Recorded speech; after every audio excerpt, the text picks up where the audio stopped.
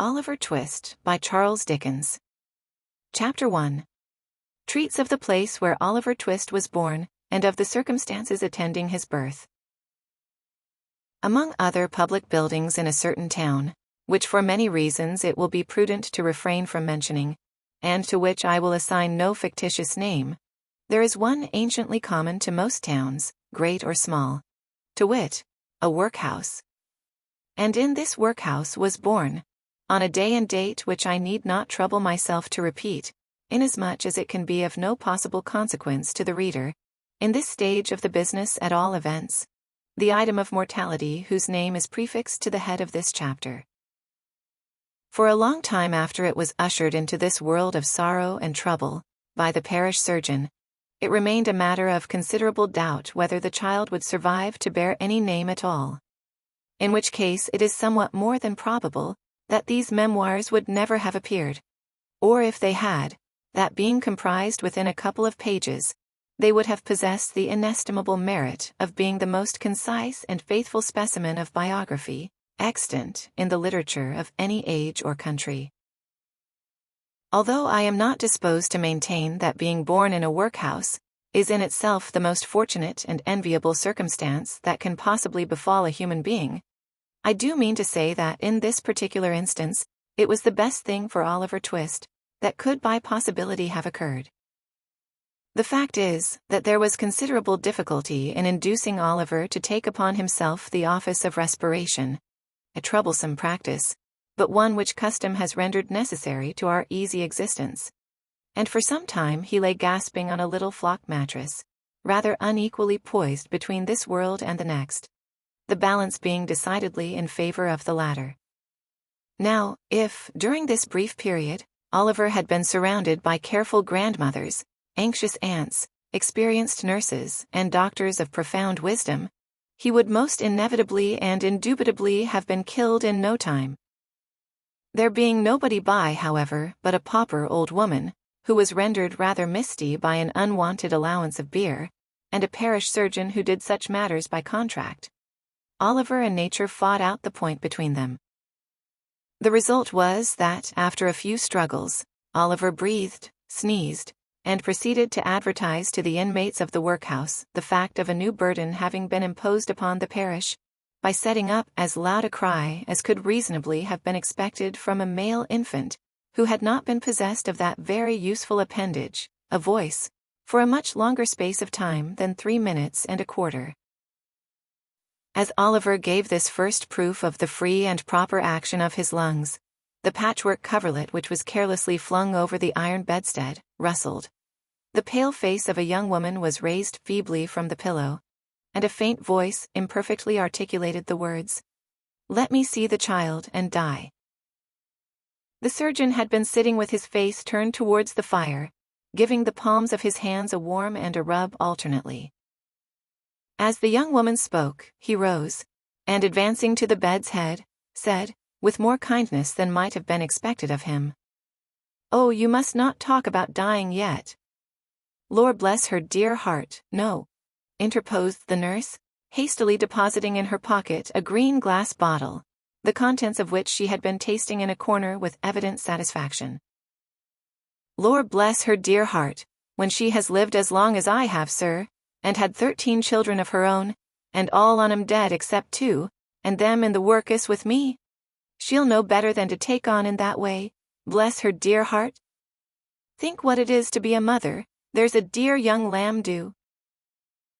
Apparently this consolatory perspective of a mother's prospects failed in producing its due effect. The patient shook her head, and stretched out her hand towards the child. The surgeon deposited it in her arms.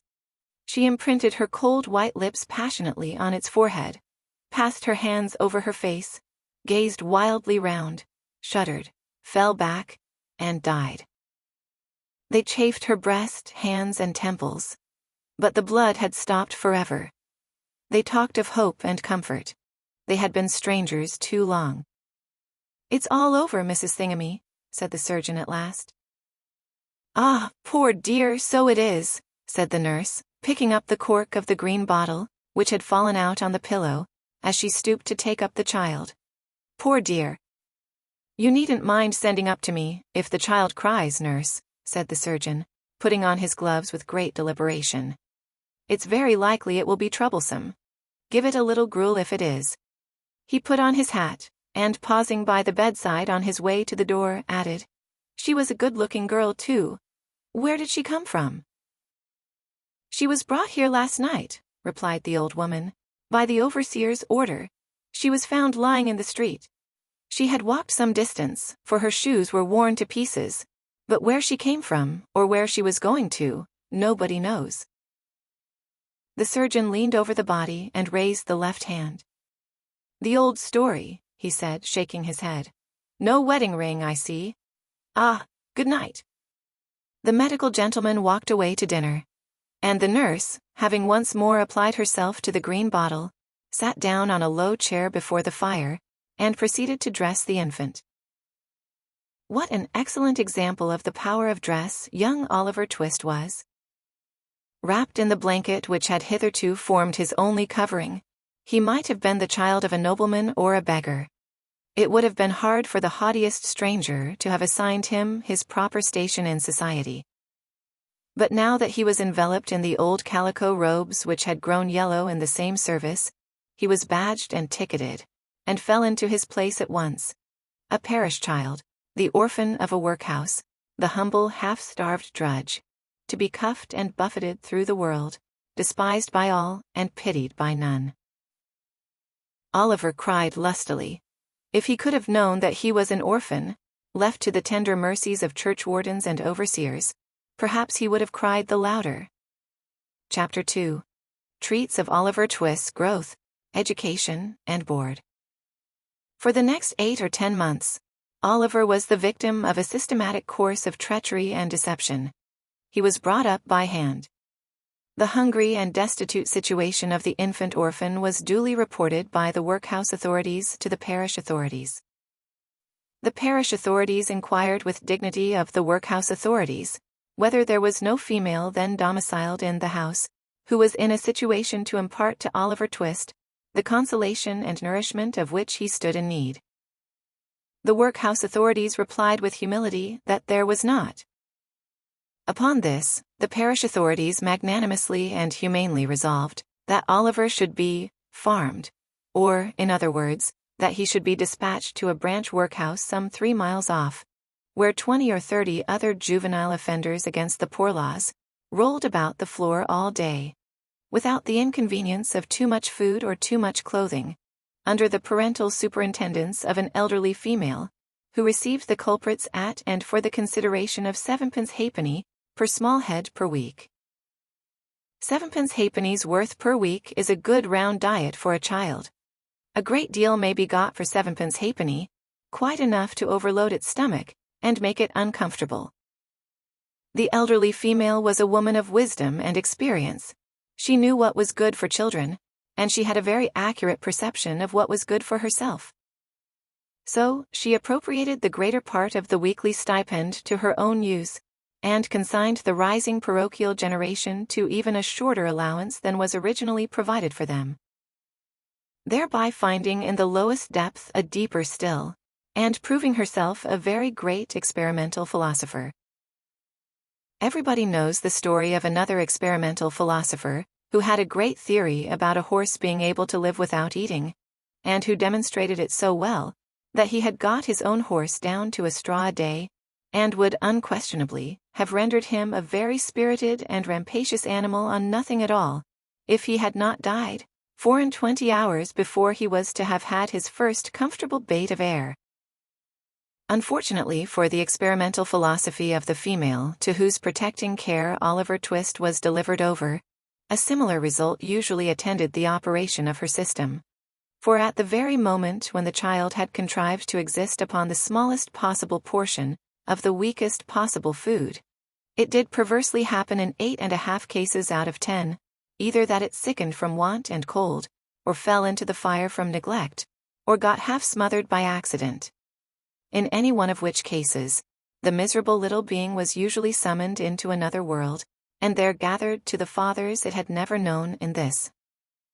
Occasionally, when there was some more than usually interesting inquest upon a parish child, who had been overlooked in turning up a bedstead, or inadvertently scalded to death when there happened to be a washing, though the latter accident was very scarce, anything approaching to a washing being of rare occurrence in the farm. The jury would take it into their heads to ask troublesome questions, or the parishioners would rebelliously affix their signatures to a remonstrance.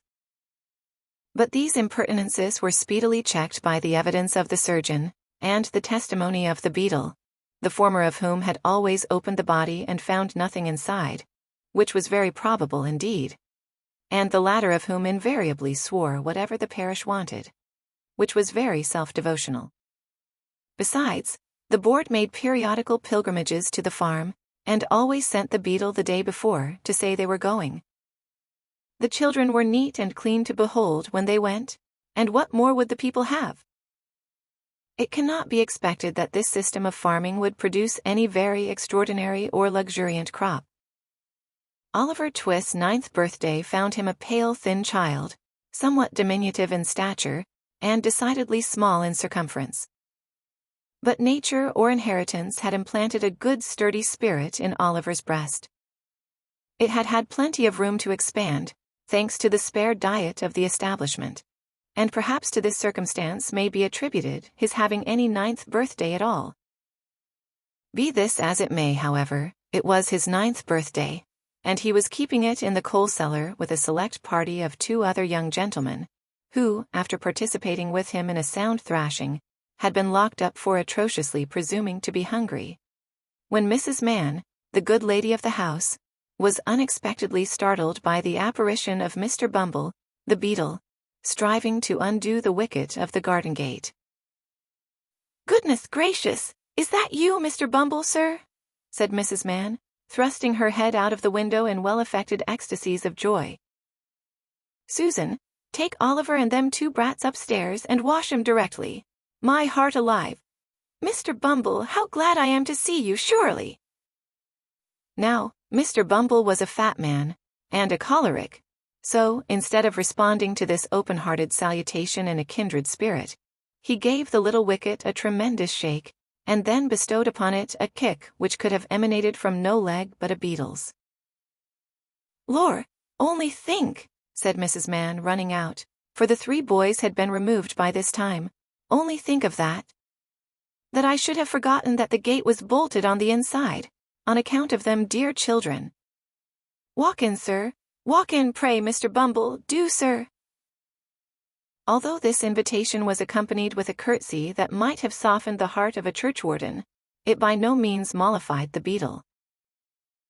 "Do you think this respectful or proper conduct, Mrs. Mann?" inquired Mr. Bumble, grasping his cane, "to keep the parish officers awaiting at your garden gate, when they come here upon parochial business with the parochial orphans? Are you aware, Mrs. Mann, that you are, as I may say, a parochial delegate, and a stipendiary?" "I'm sure, Mr. Bumble, that I was only a-telling 1 or 2 of the dear children as is so fond of you, that it was you a-coming," replied Mrs. Mann with great humility. Mr. Bumble had a great idea of his oratorical powers and his importance. He had displayed the one and vindicated the other. He relaxed. "Well, well, Mrs. Mann," he replied in a calmer tone. "It may be as you say, it may be. Lead the way in, Mrs. Mann, for I come on business, and have something to say." Mrs. Mann ushered the beadle into a small parlor with a brick floor, placed a seat for him, and officiously deposited his cocked hat and cane on the table before him. Mr. Bumble wiped from his forehead the perspiration which his walk had engendered, glanced complacently at the cocked hat, and smiled. Yes, he smiled. Beadles are but men, and Mr. Bumble smiled. "Now don't you be offended at what I'm a-going to say," observed Mrs. Mann, with captivating sweetness. "You've had a long walk, you know, or I wouldn't mention it. Now, will you take a little drop of somethink, Mr. Bumble?" "Not a drop." "Nor a drop," said Mr. Bumble, waving his right hand in a dignified but placid manner. "I think you will," said Mrs. Mann, who had noticed the tone of the refusal, and the gesture that had accompanied it. "Just a leetle drop, with a little cold water and a lump of sugar." Mr. Bumble coughed. "Now just a leetle drop," said Mrs. Man persuasively. "What is it?" inquired the beetle. "Why, it's what I'm obliged to keep a little of in the house, to put into the blessed infant's daffy when they ain't well, Mr. Bumble," replied Mrs. Man as she opened a corner cupboard and took down a bottle and glass. "It's gin. I'll not deceive you, Mr. B. It's gin." "Do you give the children daffy, Mrs. Man?" inquired Bumble, following with his eyes the interesting process of mixing. "Ah, bless 'em, that I do, dear as it is," replied the nurse. "I couldn't see 'em suffer before my very eyes, you know, sir." "No," said Mr. Bumble approvingly. "No, you could not. You are a humane woman, Mrs. Man." Here she set down the glass. "I shall take an early opportunity of mentioning it to the board, Mrs. Man." He drew it towards him. "You feel as a mother, Mrs. Man." He stirred the gin and water. I drink your health with cheerfulness, Mrs. Man." And he swallowed half of it. "And now about business," said the beetle, taking out a leathern pocketbook. "The child that was half-baptized OliverTwist is 9-year-old today." "Bless him," interposed Mrs. Man, inflaming her left eye with the corner of her apron. "And notwithstanding a offered reward of £10, which was afterwards increased to £20. Notwithstanding the most superlative, and, I may say, supernatural exertions on the part of this parish," said Bumble, "we have never been able to discover who is his father, or what was his mother's settlement, name, or condition." Mrs. Man raised her hands in astonishment, but added after a moment's reflection, "How comes he to have any name at all, then?" The beetle drew himself up with great pride and said, "I invented it." "You, Mr. Bumble?" "I, Mrs. Man. We name our fondlings in alphabetical order. The last was a S, Swubble. I named him. This was a T, Twist. I named him. The next one comes will be Unwin, and the next Vilkins. I have got names ready-made to the end of the alphabet, and all the way through it again when we come to Z." "Why, you're quite a literary character, sir," said Mrs. Man. "Well, well," said the beetle, evidently gratified with the compliment. Perhaps I may be, Mrs. Man." He finished the gin and water and added, "Oliver being now too old to remain here, the board have determined to have him back into the house. I have come out myself to take him there. So let me see him at once." "I'll fetch him directly," said Mrs. Man, leaving the room for that purpose. Oliver, having had by this time as much of the outer coat of dirt which encrusted his face and hands removed as could be scrubbed off in one washing, was led into the room by his benevolent protectress. "Make a bow to the gentleman, Oliver," said Mrs. Man. Oliver made a bow, which was divided between the beetle on the chair and the cocked hat on the table. "Will you go along with me, Oliver?" said Mr. Bumble in a majestic voice. Oliver was about to say that he would go along with anybody with great readiness, when, glancing upward, he caught sight of Mrs. Man, who had got behind the beetle's chair, and was shaking her fist at him with a furious countenance. He took the hint at once, for the fist had been too often impressed upon his body not to be deeply impressed upon his recollection. "Will she go with me?" inquired poor Oliver. "No, she can't," replied Mr. Bumble, "but she'll come and see you sometimes." This was no very great consolation to the child. Young as he was, however, he had sense enough to make a feint of feeling great regret at going away. It was no very difficult matter for the boy to call tears into his eyes. Hunger and recent ill usage are great assistants if you want to cry, and Oliver cried very naturally indeed. Mrs. Man gave him 1,000 embraces, and what Oliver wanted a great deal more, a piece of bread and butter, lest he should seem too hungry when he got to the workhouse. With the slice of bread in his hand, and the little brown cloth parish cap on his head, Oliver was then led away by Mr. Bumble from the wretched home where one kind word or look had never lighted the gloom of his infant years. And yet he burst into an agony of childish grief as the cottage gate closed after him. Wretched as were the little companions in misery he was leaving behind, they were the only friends he had ever known, and a sense of his loneliness in the great wide world sank into the child's heart for the first time. Mr. Bumble walked on with long strides. Little Oliver, firmly grasping his gold-laced cuff, trotted beside him, inquiring at the end of every quarter of a mile whether they were nearly there. To these interrogations Mr. Bumble returned very brief and snappish replies, for the temporary blandness which gin and water awakens in some bosoms had by this time evaporated, and he was once again a beetle. Oliver had not been within the walls of the workhouse a quarter of an hour, and had scarcely completed the demolition of a second slice of bread, when Mr. Bumble, who had handed him over to the care of an old woman, returned, and, telling him it was a board night, informed him that the board had said he was to appear before it forthwith. Not having a very clearly defined notion of what a live board was, Oliver was rather astounded by this intelligence, and was not quite certain whether he ought to laugh or cry.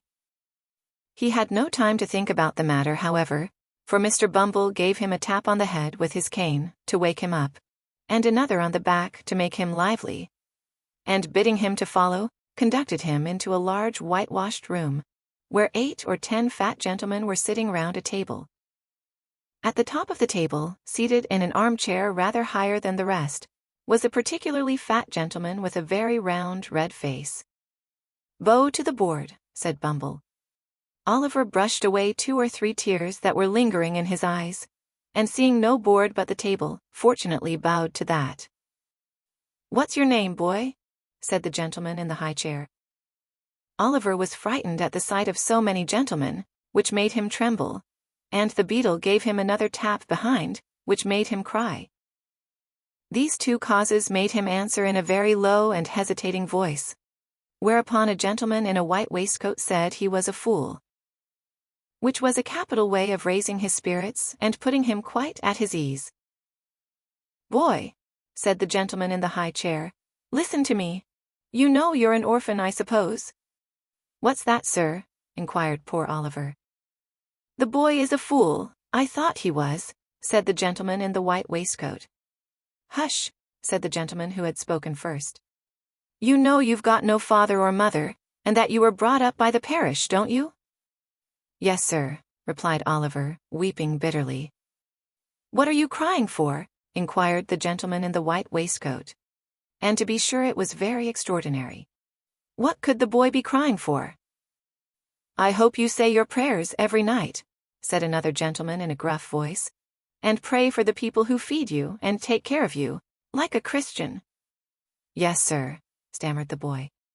The gentleman who spoke last was unconsciously right. It would have been very like a Christian, and a marvelously good Christian too, if Oliver had prayed for the people who fed and took care of him. But he hadn't, because nobody had taught him. "Well, you have come here to be educated, and taught a useful trade," said the red-faced gentleman in the high chair. "So you'll begin to pick oakum tomorrow morning at 6 o'clock, added the surly one in the white waistcoat. For the combination of both these blessings in the one simple process of picking oakum, Oliver bowed low by the direction of the beadle, and was then hurried away to a large ward, where on a rough, hard bed, he sobbed himself to sleep.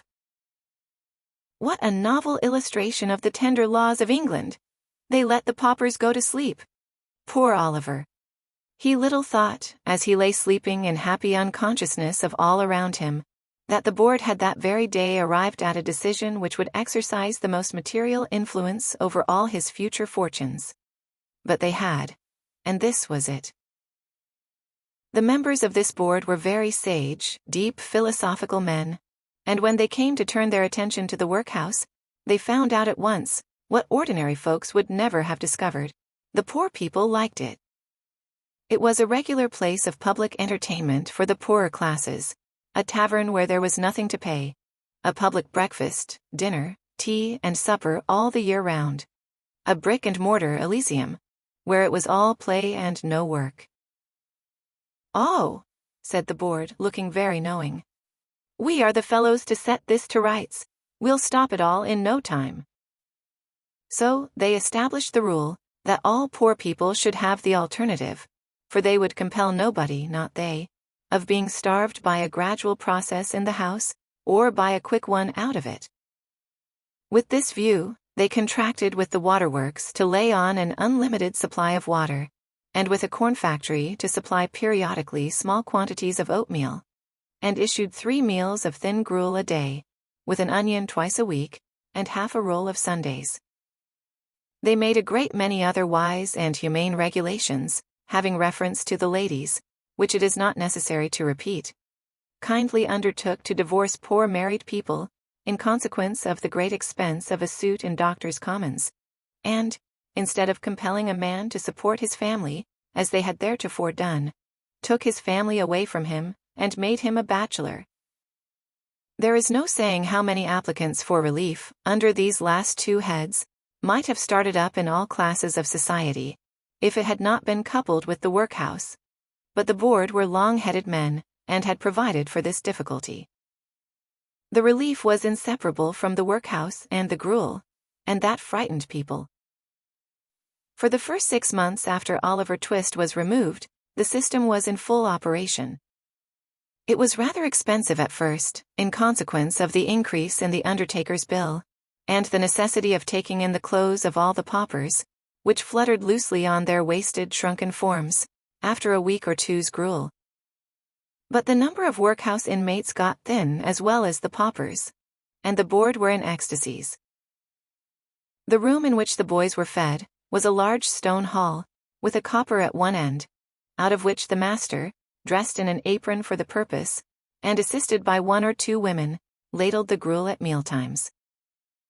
Of this festive composition each boy had 1 porringer, and no more, except on occasions of great public rejoicing, when he had 2 ounces and a quarter of bread besides. The bowls never wanted washing. The boys polished them with their spoons till they shone again, and when they had performed this operation, which never took very long, the spoons being nearly as large as the bowls, they would sit staring at the copper with such eager eyes, as if they could have devoured the very bricks of which it was composed, employing themselves meanwhile in sucking their fingers most assiduously, with the view of catching up any stray splashes of gruel that might have been cast thereon. Boys have generally excellent appetites. OliverTwist and his companions suffered the tortures of slow starvation for 3 months. At last they got so voracious and wild with hunger, that one boy, who was tall for his age, and hadn't been used to that sort of thing, for his father had kept a small cookshop, hinted darkly to his companions, that unless he had another basin of gruel per diem, he was afraid he might some night happen to eat the boy who slept next him, who happened to be a weakly youth of tender age. He had a wild, hungry eye, and they implicitly believed him. A council was held, lots were cast who should walk up to the master after supper that evening and ask for more, and it fell to OliverTwist. The evening arrived, the boys took their places. The master, in his cook's uniform, stationed himself at the copper, his pauper assistants ranged themselves behind him, the gruel was served out, and a long grace was said over the short commons. The gruel disappeared. The boys whispered each other, and winked at Oliver, while his next neighbors nudged him. Child as he was desperate with hunger, and reckless with misery. He rose from the table, and advancing to the master, basin and spoon in hand, said, somewhat alarmed at his own temerity, "Please, sir, I want some more." The master was a fat, healthy man, but he turned very pale. He gazed in stupefied astonishment on the small rebel for some seconds, and then clung for support to the copper. The assistants were paralyzed with wonder, the boys with fear. "What?" said the master at length in a faint voice. "Please, sir," replied Oliver, "I want some more." The master aimed a blow at Oliver's head with the ladle, pinioned him in his arm, and shrieked aloud for the beetle.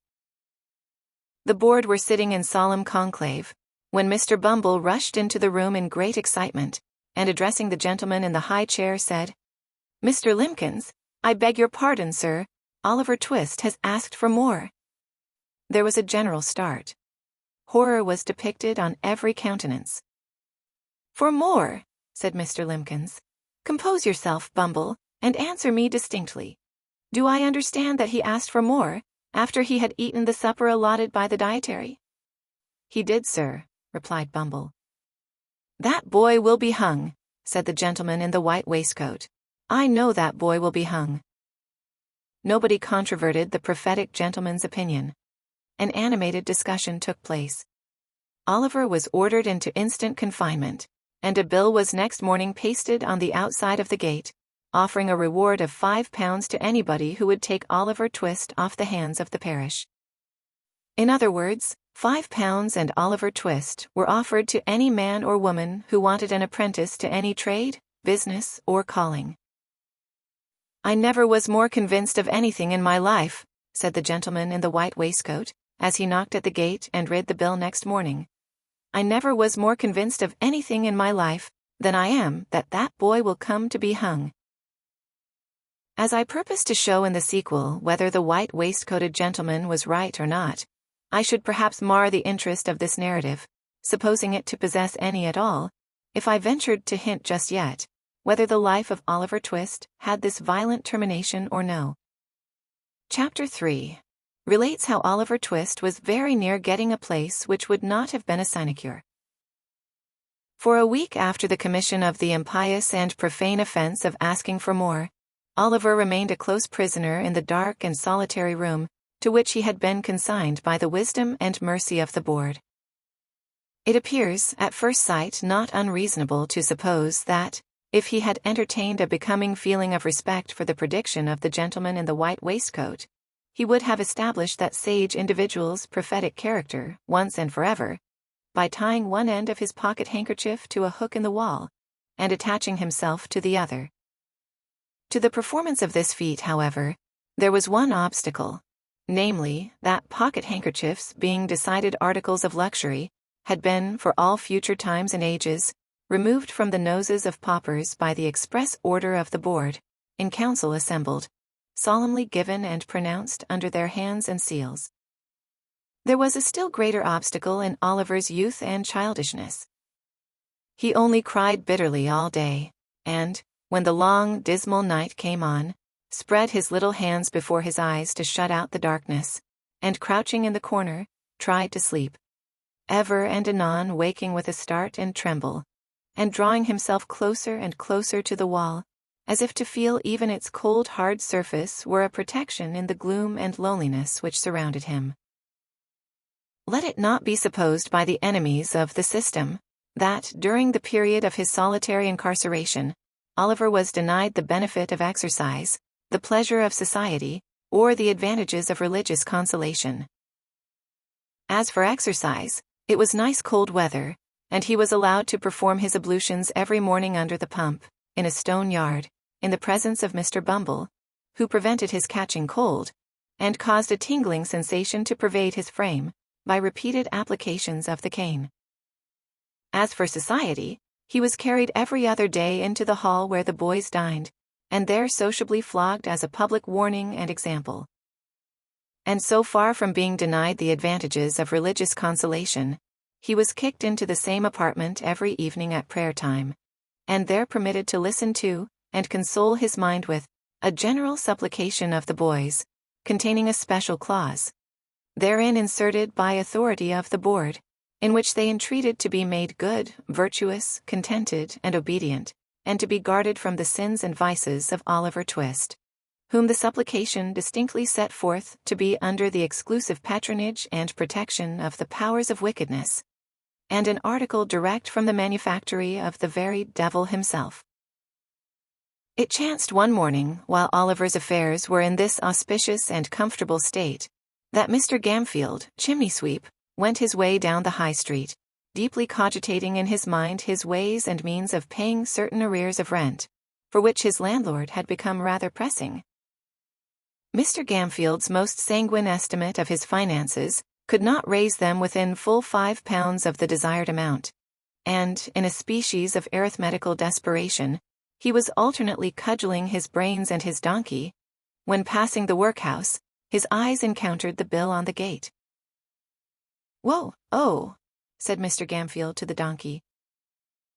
The donkey was in a state of profound abstraction, wondering, probably, whether he was destined to be regaled with a cabbage stalk or two, when he had disposed of the 2 sacks of soot with which the little cart was laden. So, without noticing the word of command, he jogged onward. Mr. Gamfield growled a fierce imprecation on the donkey generally, but more particularly on his eyes, and running after him, bestowed a blow on his head, which would inevitably have beaten in any skull but a donkey's. Then, catching hold of the bridle, he gave his jaw a sharp wrench, by way of gentle reminder that he was not his own master, and by these means turned him round. He then gave him another blow on the head, just to stun him till he came back again. Having completed these arrangements, he walked up to the gate to read the bill. The gentleman with the white waistcoat was standing at the gate with his hands behind him, after having delivered himself of some profound sentiments in the boardroom. Having witnessed the little dispute between Mr. Gamfield and the donkey, he smiled joyously when that person came up to read the bill, for he saw at once that Mr. Gamfield was exactly the sort of master OliverTwist wanted. Mr. Gamfield smiled too as he perused the document, for £5 was just the sum he had been wishing for, and as to the boy with which it was encumbered, Mr. Gamfield, knowing what the dietary of the workhouse was, well knew he would be a nice small pattern, just the very thing for register stoves. So he spelt the bill through again, from beginning to end, and then, touching his fur cap in token of humility, accosted the gentleman in the white waistcoat. "This here boy, sir, what the parish wants to prentice," said Mr. Gamfield. "Eh, my man," said the gentleman in the white waistcoat, with a condescending smile. "What of him?" "If the parish vold like him to learn a right pleasant trade, in a good spectable chimbley sweepin' business," said Mr. Gamfield, "I wants a prentice, and I am ready to take him." "Walk in," said the gentleman in the white waistcoat. Mr. Gamfield, having lingered behind, to give the donkey another blow on the head, and another wrench of the jaw, as a caution not to run away in his absence, followed the gentleman with the white waistcoat into the room where Oliver had first seen him. "It's a nasty trade," said Mr. Limbkins, when Gamfield had again stated his wish. "Young boys have been smothered in chimneys before now," said another gentleman. "That's acause they damped the straw afore they lit it in the chimbley to make 'em come down again," said Gamfield. "That's all smoke, and no blaze. Verious smoke ain't a no use at all in making a boy come down, for it only thines him to sleep, and that's what he likes. Boys is werry obstinate and werry lazy, gentlemen, and there's nothing like a good hot blaze to make 'em come down with a run. It's humane too, gentlemen, acause, even if they've stuck in the chimbley, roasting their feet makes 'em struggle to hextricate theirselves." The gentleman in the white waistcoat appeared very much amused by this explanation, but his mirth was speedily checked by a look from Mr. Limbkins. The board then proceeded to converse among themselves for a few minutes, but in so low a tone that the words, saving of expenditure, looked well in the accounts, have a printed report published, were alone audible. These only chanced to be heard, indeed, on account of their being very frequently repeated with great emphasis. At length the whispering ceased, and the members of the board, having resumed their seats and their solemnity, Mr. Limbkins said, "We have considered your proposition, and we don't approve of it." "Not at all," said the gentleman in the white waistcoat. "Decidedly not," added the other members. As Mr. Gamfield did happen to labor under the slight imputation of having bruised 3 or 4 boys to death already, it occurred to him that the board had, perhaps, in some unaccountable freak, taken it into their heads that this extraneous circumstance ought to influence their proceedings. It was very unlike their general mode of doing business, if they had. But still, as he had no particular wish to revive the rumor, he twisted his cap in his hands, and walked slowly from the table. "So you won't let me have him, gentlemen?" said Mr. Gamfield, pausing near the door. "No," replied Mr. Limbkins. "At least, as it's a nasty business, we think you ought to take something less than the premium we offered." Mr. Gamfield's countenance brightened, as with a quick step he returned to the table and said, "What'll you give, gentlemen? Come, don't be too hard on a poor man. What'll you give?" I should say £3.10 was plenty, said Mr. Limbkins. 10 shillings too much, said the gentleman in the white waistcoat. Come, said Gamfield. Say £4, gentlemen. Say £4, and you've got rid of him for good and all. There. £3.10, repeated Mr. Limbkins firmly. Come, I'll split the difference, gentlemen, urged Gamfield. £3.15. Not a farthing more, was the firm reply of Mr. Limbkins. You're desperate hard upon me, gentlemen, said Gamfield, wavering. Pooh, pooh, nonsense, said the gentleman in the white waistcoat. He'd be cheap with nothing at all, as a premium. Take him, you silly fellow, he's just the boy for you. He wants the stick now and then.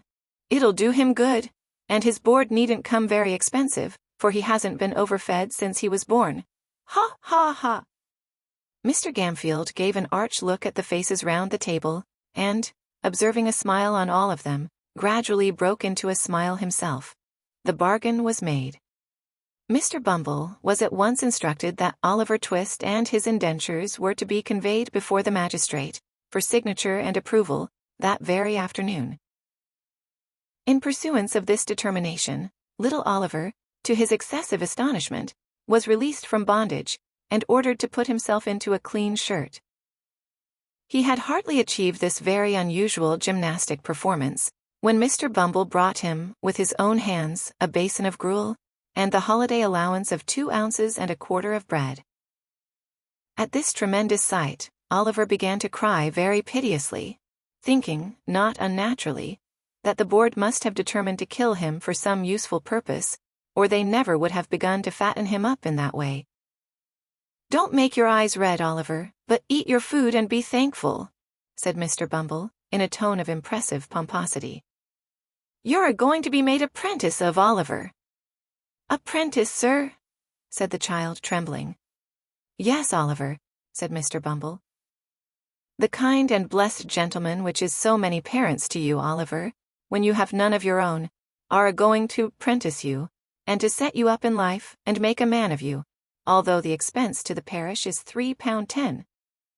£3.10, Oliver, 70 shillings, 146 pences. And all for a naughty orphan which nobody can't love. As Mr. Bumble paused to take breath, after delivering this address in an awful voice, the tears rolled down the poor child's face, and he sobbed bitterly. Come, said Mr. Bumble, somewhat less pompously, for it was gratifying to his feelings to observe the effect his eloquence had produced. Come, Oliver. Wipe your eyes with the cuffs of your jacket, and don't cry into your gruel. That's a very foolish action, Oliver. It certainly was, for there was quite enough water in it already. On their way to the magistrate, Mr. Bumble instructed Oliver that all he would have to do would be to look very happy, and say, when the gentleman asked him if he wanted to be apprenticed, that he should like it very much indeed. Both of which injunctions Oliver promised to obey, the rather as Mr. Bumble threw in a gentle hint that if he failed in either particular, there was no telling what would be done to him. When they arrived at the office, he was shut up in a little room by himself, and admonished by Mr. Bumble to stay there, until he came back to fetch him. There the boy remained with a palpitating heart, for half an hour. At the expiration of which time Mr. Bumble thrust in his head, unadorned with the cocked hat, and said aloud, Now, Oliver, my dear, come to the gentleman. As Mr. Bumble said this, he put on a grim and threatening look, and added in a low voice, Mind what I told you, you young rascal. Oliver stared innocently in Mr. Bumble's face, at this somewhat contradictory style of address, but that gentleman prevented his offering any remark thereupon, by leading him at once into an adjoining room, the door of which was open. It was a large room, with a great window. Behind a desk sat 2 old gentlemen with powdered heads, one of whom was reading the newspaper, while the other was perusing, with the aid of a pair of tortoiseshell spectacles, a small piece of parchment which lay before him. Mr. Limbkins was standing in front of the desk on one side, and Mr. Gamfield, with a partially washed face, on the other, while 2 or 3 bluff-looking men in top boots were lounging about. The old gentleman with the spectacles gradually dozed off over the little bit of parchment, and there was a short pause after Oliver had been stationed by Mr. Bumble in front of the desk. "This is the boy, your worship," said Mr. Bumble. The old gentleman who was reading the newspaper raised his head for a moment and pulled the other old gentleman by the sleeve, whereupon the last-mentioned old gentleman woke up. "Oh, is this the boy?" said the old gentleman. "This is him, sir," replied Mr. Bumble. "Bow to the magistrate, my dear." Oliver roused himself and made his best obeisance. He had been wondering, with his eyes fixed on the magistrate's powder, whether all boards were born with that white stuff on their heads, and were boards from thenceforth on that account. "Well," said the old gentleman, "I suppose he's fond of chimney-sweeping." "He dotes on it, your worship," replied Bumble, giving Oliver a sly pinch, to intimate that he had better not say he didn't. "And he will be a sweep, will he?" inquired the old gentleman. "If we was to bind him to any other trade tomorrow, he'd run away simultaneous, your worship," replied Bumble. "And this man that's to be his master, you, sir, you'll treat him well and feed him, and do all that sort of thing, will you?" said the old gentleman. "When I says I will, I means I will," replied Mr. Gamfield doggedly. "You're a rough speaker, my friend, but you look an honest, open-hearted man," said the old gentleman, turning his spectacles in the direction of the candidate for Oliver's premium, whose villainous countenance was a regular stamped receipt for cruelty. But the magistrate was half blind and half childish, so he couldn't reasonably be expected to discern what other people did. "I hope I am, sir," said Mr. Gamfield, with an ugly leer. "I have no doubt you are, my friend," replied the old gentleman, fixing his spectacles more firmly on his nose, and looking about him for the inkstand. It was the critical moment of Oliver's fate. If the inkstand had been where the old gentleman thought it was, he would have dipped his pen into it and signed the indentures, and Oliver would have been straightway hurried off. But, as it chanced to be immediately under his nose, it followed, as a matter of course, that he looked all over his desk for it, without finding it, and happening in the course of his search to look straight before him, his gaze encountered the pale and terrified face of OliverTwist, who, despite all the admonitory looks and pinches of Bumble, was regarding the repulsive countenance of his future master, with a mingled expression of horror and fear, too palpable to be mistaken, even by a half-blind magistrate. The old gentleman stopped, laid down his pen, and looked from Oliver to Mr. Limpkins, who attempted to take snuff with a cheerful and unconcerned aspect. "My boy," said the old gentleman, "you look pale and alarmed. What is the matter?"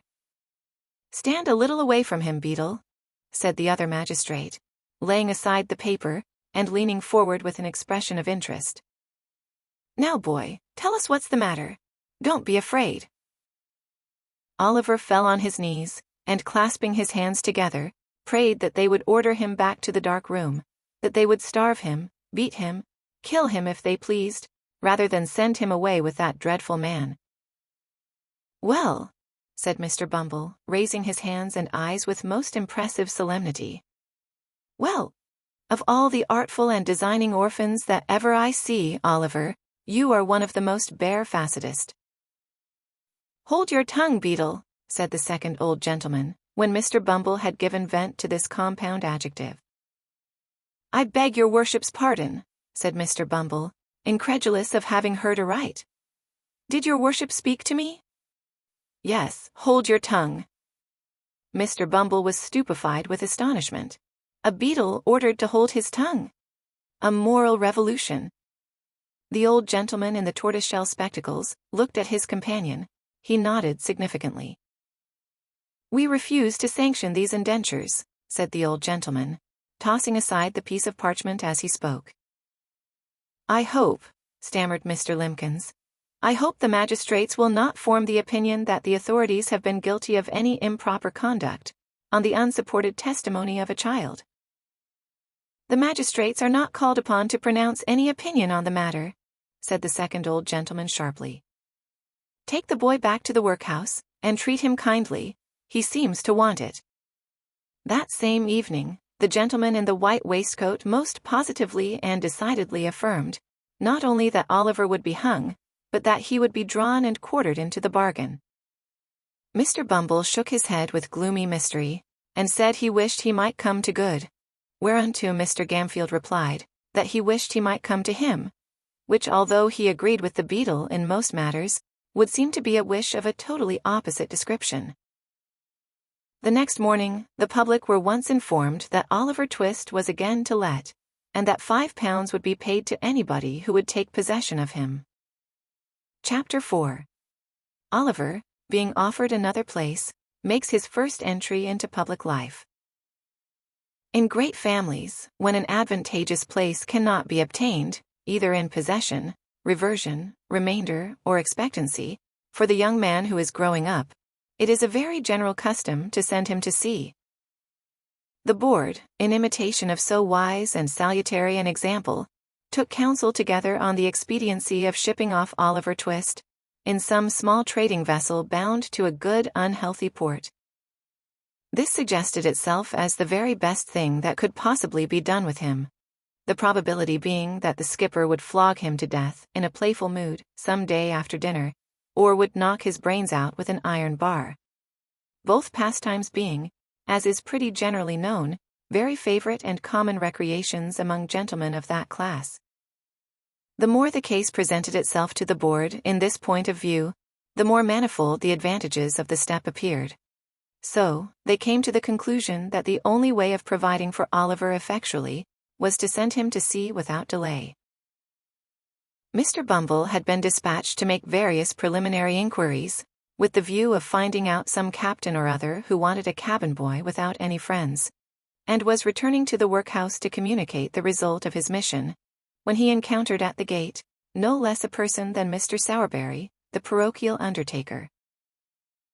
Mr. Sowerberry was a tall, gaunt, large-jointed man, attired in a suit of threadbare black, with darned cotton stockings of the same color, and shoes to answer. His features were not naturally intended to wear a smiling aspect, but he was in general rather given to professional jocosity.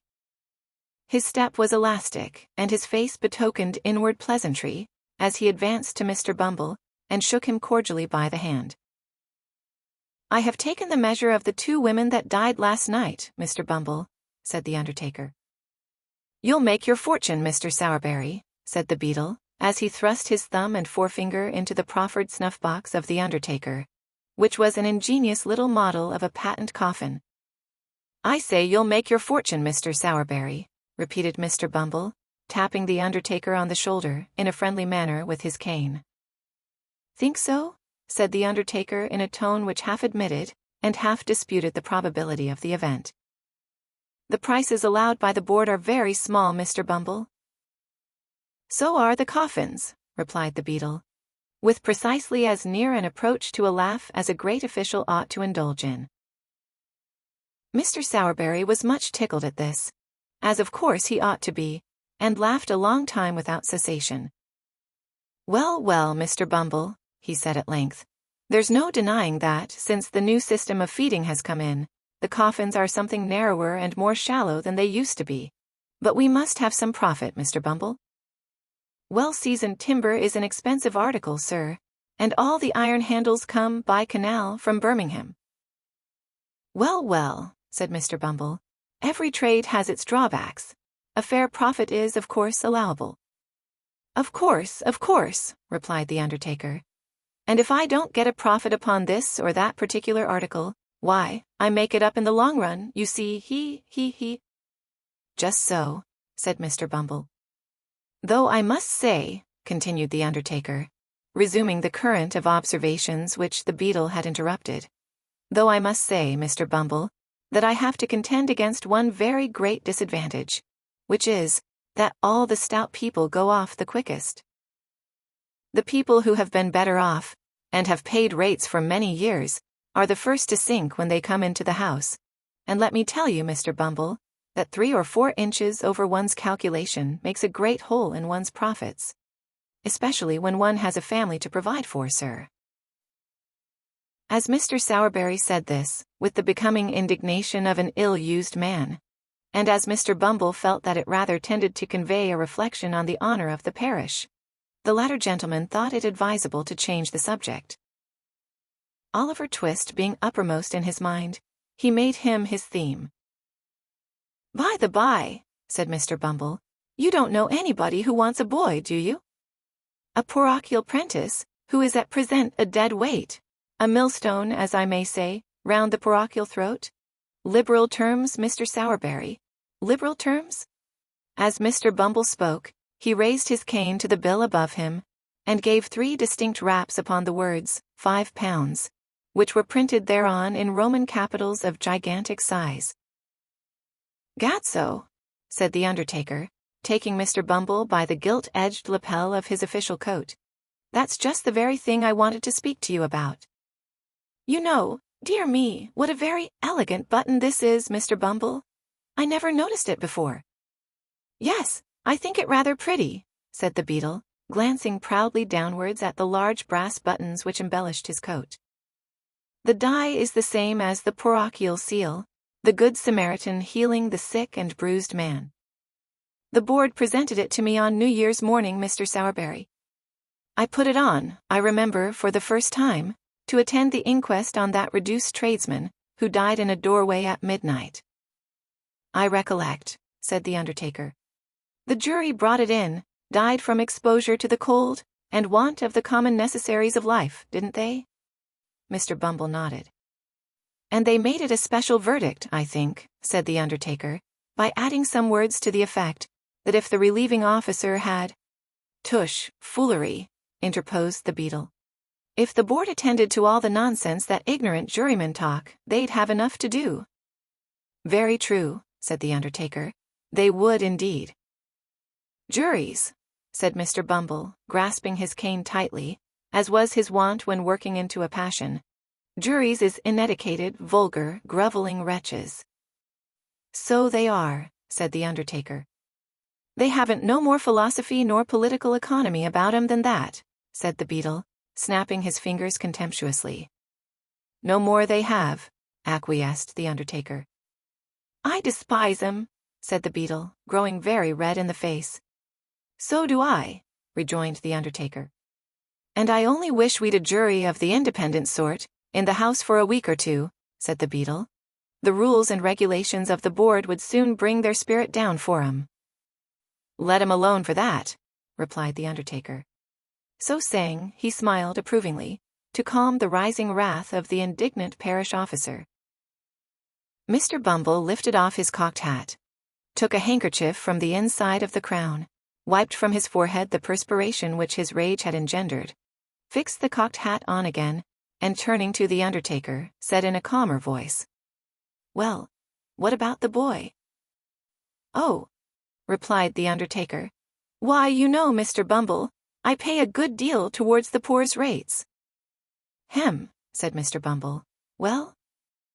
"Well," replied the undertaker, "I was thinking that if I pay so much towards 'em, I've a right to get as much out of 'em as I can, Mr. Bumble, and so, I think I'll take the boy myself." Mr. Bumble grasped the undertaker by the arm, and led him into the building.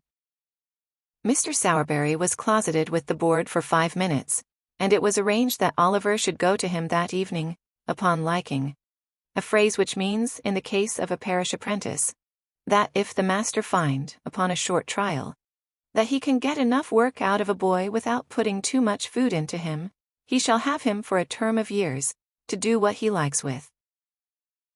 When little Oliver was taken before the gentleman that evening, and informed that he was to go that night, as general house lad to a coffin-maker's, and that if he complained of his situation, or ever came back to the parish again, he would be sent to sea, there to be drowned or knocked on the head, as the case might be, he evinced so little emotion, that they by common consent pronounced him a hardened young rascal, and ordered Mr. Bumble to remove him forthwith. Now, although it was very natural that the board, of all people in the world, should feel in a great state of virtuous astonishment and horror at the smallest tokens of want of feeling on the part of anybody, they were rather out, in this particular instance. The simple fact was that Oliver, instead of possessing too little feeling, possessed rather too much, and was in a fair way of being reduced for life to a state of brutal stupidity and sullenness by the ill usage he had received.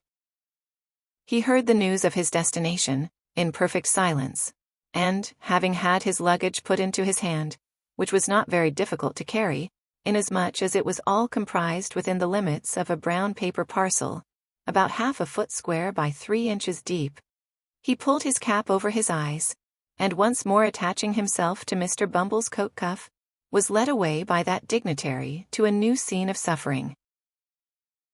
For some time, Mr. Bumble drew Oliver along, without notice or remark, for the beetle carried his head very erect, as a beetle always should, and it being a windy day, little Oliver was completely enshrouded by the skirts of Mr. Bumble's coat as they blew open, and disclosed to great advantage his flapped waistcoat and drab plush knee-breeches.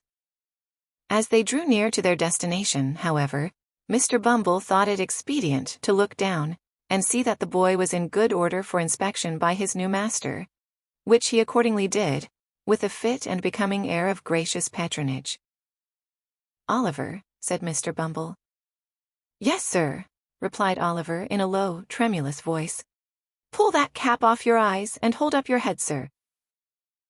Although Oliver did as he was desired, at once, and passed the back of his unoccupied hand briskly across his eyes, he left a tear in them when he looked up at his conductor. As Mr. Bumble gazed sternly upon him, it rolled down his cheek. It was followed by another and another. The child made a strong effort, but it was an unsuccessful one.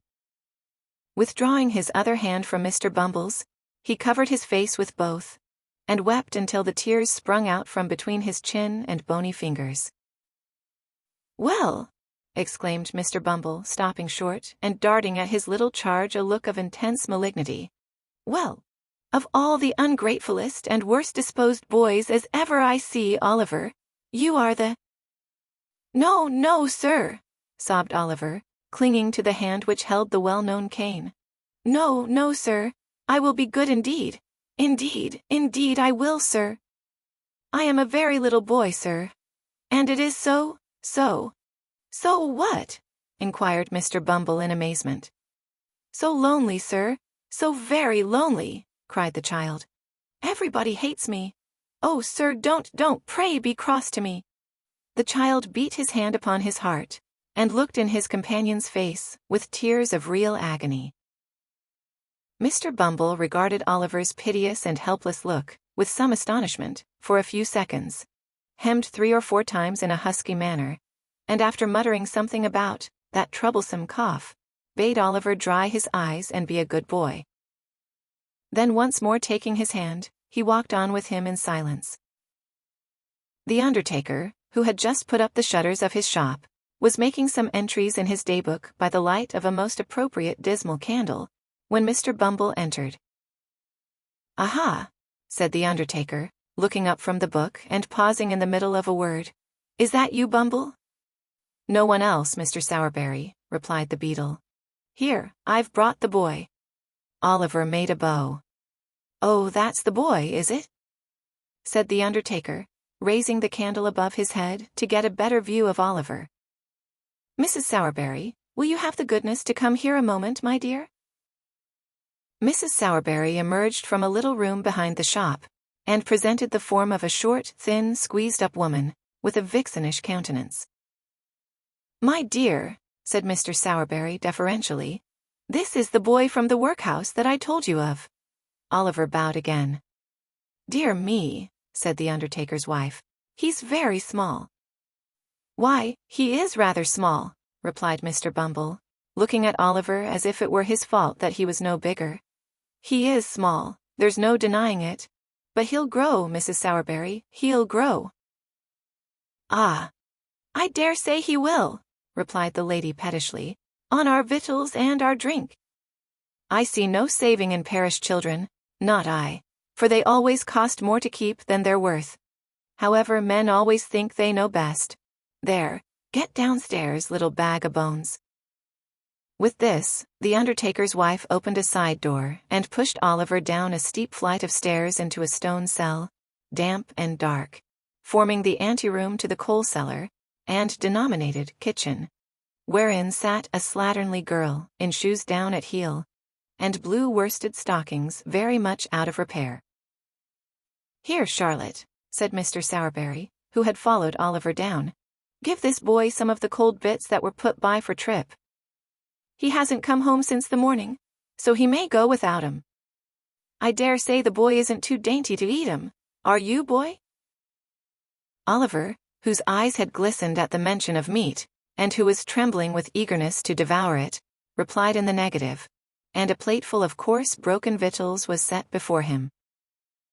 I wish some well-fed philosopher, whose meat and drink turn to gall within him, whose blood is ice, whose heart is iron, could have seen Oliver Twist clutching at the dainty viands that the dog had neglected. I wish he could have witnessed the horrible avidity with which Oliver tore the bits asunder with all the ferocity of famine. There is only one thing I should like better, and that would be to see the philosopher making the same sort of meal himself, with the same relish. "Well," said the undertaker's wife, when Oliver had finished his supper, which she had regarded in silent horror, and with fearful auguries of his future appetite, "have you done?" There being nothing eatable within his reach, Oliver replied in the affirmative. "Then come with me," said Mrs. Sowerberry, taking up a dim and dirty lamp, and leading the way upstairs. "Your bed's under the counter. You don't mind sleeping among the coffins, I suppose? But it doesn't much matter whether you do or don't, for you can't sleep anywhere else. Come, don't keep me here all night." Oliver lingered no longer, but meekly followed his new mistress. Chapter 5. Oliver mingles with new associates. Going to a funeral for the first time, he forms an unfavorable notion of his master's business. Oliver, being left to himself in the undertaker's shop, set the lamp down on a workman's bench, and gazed timidly about him with a feeling of awe and dread, which many people a good deal older than he will be at no loss to understand. An unfinished coffin on black trestles, which stood in the middle of the shop, looked so gloomy and deathlike that a cold tremble came over him every time his eyes wandered in the direction of the dismal object, from which he almost expected to see some frightful form slowly rear its head, to drive him mad with terror.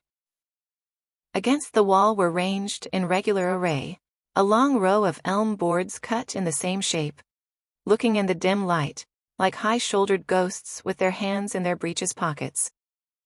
Coffin plates, elm chips, bright-headed nails, and shreds of black cloth lay scattered on the floor, and the wall behind the counter was ornamented with a lively representation of two mutes in very stiff neckcloths, on duty at a large private door, with a hearse drawn by 4 black steeds, approaching in the distance.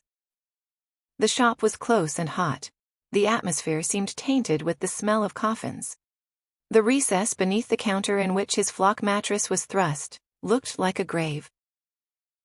Nor were these the only dismal feelings which depressed Oliver.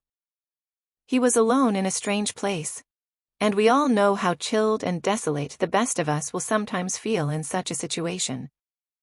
The boy had no friends to care for, or to care for him. The regret of no recent separation was fresh in his mind. The absence of no loved and well-remembered face sank heavily into his heart. But his heart was heavy notwithstanding, and he wished, as he crept into his narrow bed, that that were his coffin, and that he could be lain in a calm and lasting sleep in the churchyard ground, with the tall grass waving gently above his head, and the sound of the old deep bell to soothe him in his sleep. Oliver was awakened in the morning by a loud kicking at the outside of the shop door, which, before he could huddle on his clothes, was repeated, in an angry and impetuous manner, about 25 times. When he began to undo the chain, the legs desisted, and a voice began. "Open the door, will yer?" cried the voice which belonged to the legs which had kicked at the door. "I will directly, sir," replied Oliver, undoing the chain and turning the key. "I suppose you're the new boy, ain't yer?" said the voice through the keyhole. "Yes, sir," replied Oliver. "How old are yer?" inquired the voice. 10, sir," replied Oliver. "Then I'll whop yer when I get in," said the voice. "You just see if I don't, that's all, my workus brat." And having made this obliging promise, the voice began to whistle. Oliver had been too often subjected to the process to which the very expressive monosyllable just recorded bears reference, to entertain the smallest doubt that the owner of the voice, whoever he might be, would redeem his pledge most honorably. He drew back the bolts with a trembling hand and opened the door. For a second or two, Oliver glanced up the street, and down the street, and over the way, impressed with the belief that the unknown, who had addressed him through the keyhole, had walked a few paces off to warm himself, for nobody did he see but a big charity boy, sitting on a post in front of the house, eating a slice of bread and butter, which he cut into wedges, the size of his mouth, with a clasp knife, and then consumed with great dexterity. "I beg your pardon, sir," said Oliver at length, seeing that no other visitor made his appearance. "Did you knock?" "I kicked," replied the charity boy. "Did you want a coffin, sir?" inquired Oliver innocently. At this, the charity boy looked monstrous fierce, and said that Oliver would want one before long, if he cut jokes with his superiors in that way. "Yer don't know who I am, I suppose, Workus?" said the charity boy in continuation, descending from the top of the post, meanwhile, with edifying gravity. "No, sir," rejoined Oliver. "I'm Mr. Noah Claypole," said the charity boy, "and you're under me. Take down the shutters, you idle young ruffian." With this, Mr. Claypole administered a kick to Oliver, and entered the shop with a dignified air, which did him great credit. It is difficult for a large-headed, small-eyed youth, of lumbering make and heavy countenance, to look dignified under any circumstances. But it is more especially so, when superadded to these personal attractions are a red nose and yellow smalls. Oliver, having taken down the shutters and broken a pane of glass in his effort to stagger away beneath the weight of the first one to a small court at the side of the house, in which they were kept during the day, was graciously assisted by Noah, who, having consoled him with the assurance that he'd catch it, condescended to help him. Mr. Sowerberry came down soon after. Shortly afterwards, Mrs. Sowerberry appeared.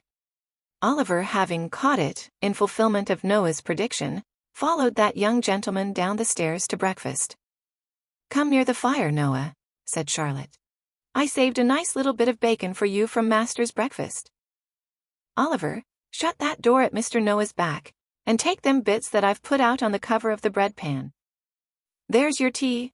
Take it away to that box and drink it there, and make haste, for they'll want you to mind the shop. Do you hear?" "Do you hear, Workus?" said Noah Claypole. "Lor, Noah," said Charlotte, "what a rum creature you are! Why don't you let the boy alone?" "Let him alone," said Noah. "Why, everybody lets him alone enough for the matter of that. Neither his father nor his mother will ever interfere with him. All his relations let him have his own way pretty well, eh, Charlotte? He. "Oh, you queer soul," said Charlotte, bursting into a hearty laugh, in which she was joined by Noah, after which they both looked scornfully at poor OliverTwist, as he sat shivering on the box in the coldest corner of the room, and ate the stale pieces which had been specially reserved for him. Noah was a charity boy, but not a workhouse orphan.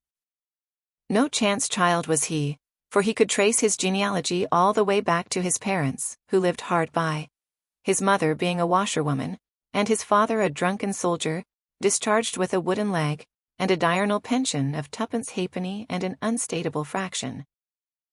The shop boys in the neighborhood had long been in the habit of branding Noah in the public streets, with the ignominious epithets of leathers, charity, and the like, and Noah had borne them without reply. But, now that fortune had cast in his way a nameless orphan, at whom even the meanest could point the finger of scorn, he retorted on him with interest. This affords charming food for contemplation. It shows us what a beautiful thing human nature may be made to be, and how impartially the same amiable qualities are developed in the finest lord and the dirtiest charity boy. Oliver had been sojourning at the undertaker's some 3 weeks or a month. Mr. and Mrs. Sowerberry, the shop being shut up, were taking their supper in the little back parlor, when Mr. Sowerberry, after several deferential glances at his wife, said, "My dear, He was going to say more, but Mrs. Sowerberry looking up, with a peculiarly unpropitious aspect, he stopped short. "Well," said Mrs. Sowerberry sharply. "Nothing, my dear, nothing," said Mr. Sowerberry. "Ugh, you brute," said Mrs. Sowerberry. "Not at all, my dear," said Mr. Sowerberry humbly. "I thought you didn't want to hear, my dear. I was only going to say—" "Oh, don't tell me what you were going to say," interposed Mrs. Sowerberry. "I am nobody. Don't consult me, pray. I don't want to intrude upon your secrets." As Mrs. Sowerberry said this, she gave an hysterical laugh, which threatened violent consequences. "But, my dear," said Sowerberry, "I want to ask your advice." "No, no, don't ask mine," replied Mrs. Sowerberry, in an affecting manner. "Ask somebody else's." Here there was another hysterical laugh, which frightened Mr. Sowerberry very much. This is a very common and much approved matrimonial course of treatment, which is often very effective. It at once reduced Mr. Sowerberry to begging, as a special favor, to be allowed to say what Mrs. Sowerberry was most curious to hear. After a short duration, the permission was most graciously conceded. "It's only about young Twist, my dear," said Mr. Sowerberry. "A very good-looking boy, that, my dear." "He need be, for he eats enough," observed the lady. "There's an expression of melancholy in his face, my dear," resumed Mr. Sowerberry, "which is very interesting. He would make a delightful mute, my love." Mrs. Sowerberry looked up with an expression of considerable wonderment. Mr. Sowerberry remarked it, and, without allowing time for any observation on the good lady's part, proceeded. "I don't mean a regular mute to attend grown-up people, my dear, but only for children's practice. It would be very new to have a mute in proportion, my dear. You may depend upon it, it would have a superb effect." Mrs. Sowerberry, who had a good deal of taste in the undertaking way, was much struck by the novelty of this idea, but, as it would have been compromising her dignity to have said so, under existing circumstances, she merely inquired with much sharpness why such an obvious suggestion had not presented itself to her husband's mind before. Mr. Sowerberry rightly construed this as an acquiescence in his proposition. It was speedily determined, therefore, that Oliver should be at once initiated into the mysteries of the trade, and with this view, that he should accompany his master on the very next occasion of his services being required. The occasion was not long in coming.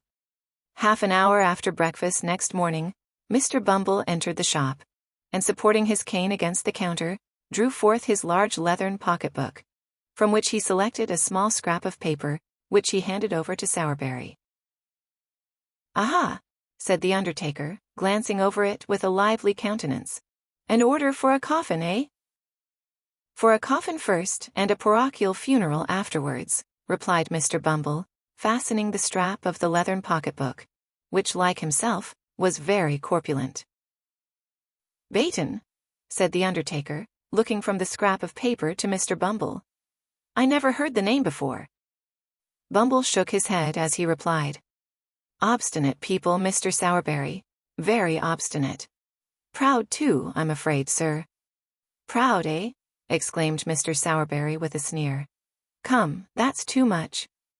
"Oh, it's sickening," replied the beadle. "Antimonial, Mr. Sowerberry." "So it is," acquiesced the undertaker. "We only heard of the family the night before last," said the beadle. "And we shouldn't have known anything about them then. Only a woman who lodges in the same house made an application to the parochial committee for them to send the parochial surgeon to see a woman as was very bad. He had gone out to dinner, but his prentice, which is a very clever lad, sent him some medicine in a blacking bottle offhand." "Ah, there's promptness," said the undertaker. "Promptness, indeed," replied the beadle. "But what's the consequence? What's the ungrateful behavior of these rebels, sir?" "Why, the husband sends back word that the medicine won't suit his wife's complaint, and so she shan't take it. Says she shan't take it, sir. Good, strong, wholesome medicine, as was given with great success to 2 Irish labourers and a coal heaver only a week before. Sent him for nothing, with a blackened bottle in, and he sends back word that she shan't take it, sir." As the atrocity presented itself to Mr. Bumble's mind in full force, he struck the counter sharply with his cane, and became flushed with indignation. "Well," said the undertaker, did?" "Never did, sir," ejaculated the beadle. "No, nor nobody never did. But now she's dead, we've got to bury her, and that's the direction, and the sooner it's done, the better." Thus saying, Mr. Bumble put on his cocked hat wrong side first, in a fever of parochial excitement, and flounced out of the shop. "Why, he was so angry, Oliver, that he forgot even to ask after you," said Mr. Sowerberry, looking after the beadle as he strode down the street. "Yes, sir," replied Oliver, who had carefully kept himself out of sight during the interview, and who was shaking from head to foot at the mere recollection of the sound of Mr. Bumble's voice. He needn't have taken the trouble to shrink from Mr. Bumble's glance, however, for that functionary, on whom the prediction of the gentleman in the white waistcoat had made a very strong impression, thought that now the undertaker had got Oliver upon trial, the subject was better avoided, until such time as he should be firmly bound for 7 years, and all danger of his being returned upon the hands of the parish should be thus effectually and legally overcome. "Well," said Mr. Sowerberry, taking up his hat, "the sooner this job is done, the better. Noah, look after the shop. Oliver, put on your cap and come with me." Oliver obeyed, and followed his master on his professional mission. They walked on for some time, through the most crowded and densely inhabited part of the town, and then, striking down a narrow street more dirty and miserable than any they had yet passed through, paused to look for the house which was the object of their search. The houses on either side were high and large, but very old, and tenanted by people of the poorest class, as their neglected appearance would have sufficiently denoted, without the concurrent testimony afforded by the squalid looks of the few men and women who, with folded arms and bodies half doubled, occasionally skulked along. A great many of the tenements had shop fronts, but these were fast closed and moldering away, only the upper rooms being inhabited. Some houses which had become insecure from age and decay were prevented from falling into the street by huge beams of wood reared against the walls and firmly planted in the road. But even these crazy dens seemed to have been selected as the nightly haunts of some houseless wretches, for many of the rough boards which supplied the place of door and window were wrenched from their positions to afford an aperture wide enough for the passage of a human body. The kennel was stagnant and filthy. The very rats which here and there lay putrefying in its rottenness were hideous with famine. There was neither knocker nor bell handle at the open door where Oliver and his master stopped, so groping his way cautiously through the dark passage, and bidding Oliver keep close to him and not be afraid, the undertaker mounted to the top of the first flight of stairs. Stumbling against a door on the landing, he rapped at it with his knuckles. It was opened by a young girl of 13 or 14. The undertaker at once saw enough of what the room contained to know it was the apartment to which he had been directed. He stepped in. Oliver followed him. There was no fire in the room, but a man was crouching, mechanically, over the empty stove. An old woman, too, had drawn a low stool to the cold hearth, and was sitting beside him. There were some ragged children in another corner, and in a small recess, opposite the door, there lay upon the ground something covered with an old blanket. Oliver shuddered as he cast his eyes toward the place, and crept involuntarily closer to his master, for though it was covered up, the boy felt that it was a corpse. The man's face was thin and very pale. His hair and beard were grisly. His eyes were bloodshot. The old woman's face was wrinkled. Her 2 remaining teeth protruded over her underlip, and her eyes were bright and piercing. Oliver was afraid to look at either her or the man. They seemed so like the rats he had seen outside. "Nobody shall go near her," said the man, starting fiercely up, as the undertaker approached the recess. "Keep back. Damn you, keep back if you've a life to lose." "Nonsense, my good man," said the undertaker, who was pretty well used to misery in all its shapes. "Nonsense." "I tell you," said the man, clenching his hands and stamping furiously on the floor. "I tell you I won't have her put into the ground. She couldn't rest there. The worms would worry her, not eat her. She is so worn away." The undertaker offered no reply to this raving, but producing a tape from his pocket, knelt down for a moment by the side of the body. "Ah," said the man, bursting into tears, and sinking on his knees at the feet of the dead woman. "Kneel down, kneel round her, every one of you, and mark my words. I say she was starved to death. I never knew how bad she was, till the fever came upon her, and then her bones were starting through the skin. There was neither fire nor candle. She died in the dark, in the dark. She couldn't even see her children's faces, though we heard her gasping out their names. I begged for her in the streets, and they sent me to prison. When I came back she was dying, and all the blood in my heart has dried up, for they starved her to death. I swear it before the God that saw it. They starved her."